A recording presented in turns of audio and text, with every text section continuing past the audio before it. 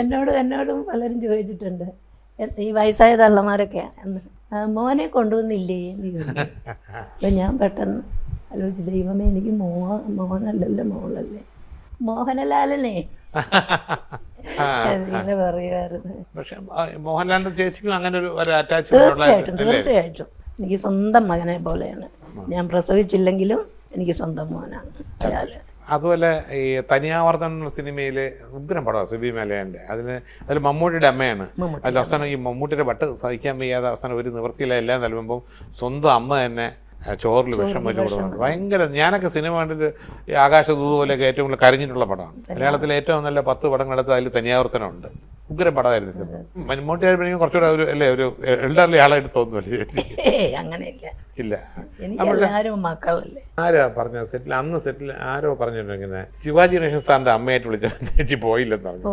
അതെന്ത് ചേച്ചി തമിഴന്മാരെ? അതുകൊണ്ടല്ല, അവിടെ ഭയങ്കര ഓവർ ആക്ടിങ് അല്ലേ, നമുക്കത് പഴങ്ങൂല്ലെന്നാ.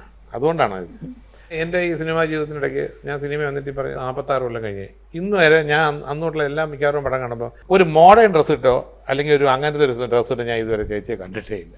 എല്ലാത്തിലും ഒരു പടം ചെയ്തിട്ടുണ്ട് എനിക്ക്, പടത്തിന്റെ മോഡേൺ ഡ്രസ്സാണ്, സ്ലീവ്ലെസ് ഒക്കെ ഇട്ടിട്ട്. ആണോ? എന്ത് ഞാൻ കണ്ടിട്ടില്ല. നമുക്ക് അങ്ങനെ ചേച്ചിയെ സങ്കല്പിക്കാനേ വയ്യ. അയ്യോ എനിക്കും വയ്യ.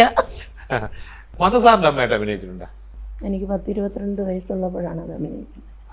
തൊമ്മന്റെ മക്കൾ, ഇപ്പോഴത്തെ തൊമ്മന്റെ മക്കളല്ല, അന്നത്തെ.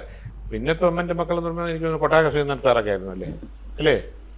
പിന്നെ അന്നത്തെ ഈ പറഞ്ഞില്ലേ, അന്നത്തെ കാലത്ത് ഫിലിം മേക്കിംഗ് എന്ന് പറഞ്ഞാൽ ഇന്നത്തെ മാതിരിയല്ല. ഇന്നിപ്പം വളരെ ഈസിയാണ് സിനിമ എടുക്കാൻ. എല്ലാ ടെക്നോളജി സപ്പോർട്ട് ചെയ്യും. ക്യാമറ തന്നെ അപ്പോഴും കണ്ടുപിട്ടി അടുത്ത ഷോട്ട് വേണമെങ്കിൽ എടുക്കാം. മറ്റേ ഒന്നും ഇല്ലല്ലോ, നമ്മൾ എടുത്തോണ്ട് പോകുന്ന ഒരു വിശ്വാസമല്ലേ. അപ്പം ഇന്ന് ഉള്ള സിനിമ അന്നത്തെ സിനിമയൊക്കെ ഉള്ള വ്യത്യാസങ്ങളും ഞാൻ ആലോചിക്കുന്നു. ഉദാഹരണം, അന്ന് ലൈവായിട്ടല്ലേ റെക്കോർഡ് ചെയ്യുന്ന സൗണ്ട്, ലെങ്തി ഡയലോഗൊക്കെ പഠിക്കും. വേറെ വഴിയില്ലല്ലോ. ശരിക്കും എൻ്റെ ആദ്യത്തെ ഹീറോ എന്ന് പറയുന്നത് കൊട്ടാരക്കര ശ്രീധരൻ നായർ. അത് മെരിലാൻഡിന്റെ പടമാണ്. എനിക്കൊന്നും അറിയില്ലല്ലോ. അപ്പം സുബ്രഹ്മണ്യം മുതലാളിയാണല്ലോ മെരിലാൻഡ്. പൊന്നമ്മ അങ്ങേരുന്ന് ഇങ്ങനെ നടന്നു വാ, മെതുവാ എന്ന് പറഞ്ഞു.